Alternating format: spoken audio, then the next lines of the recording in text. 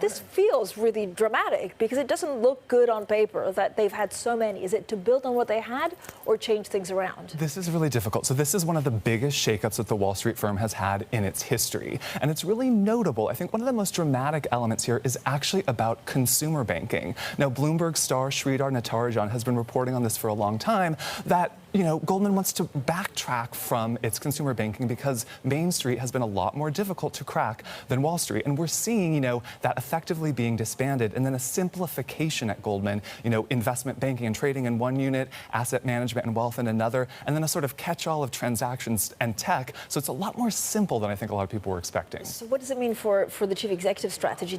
I don't know whether it points to the fact that they're in trouble or we're also getting earnings tomorrow, I think. So David Solomon, the CEO, moonlights as a DJ. And I think any DJ will be, reminded by that bzz kind of record spinning sound. And this is effectively another remix. Now, what he has really been trying to do is look for fees in any environment, because Goldman, of course, is the epitome of the Wall Street bank. But at a time when there's so much volatility, when it's harder to get those fees, it really needs a new strategy. So what are you looking for in the earnings? Right. So those earnings are on Tuesday, Yep. and they're a tough act to follow because JP Morgan, actually had some better than expected metrics come out. We saw net interest income for JP Morgan, highest ever in a quarter. We're not necessarily expecting to see that for Goldman, given its strategy. I mean, investment banking fees down 54% compared to last year. So I think it's going to be a struggle. One potential bright spot could be in fixed income, but that's just one spot.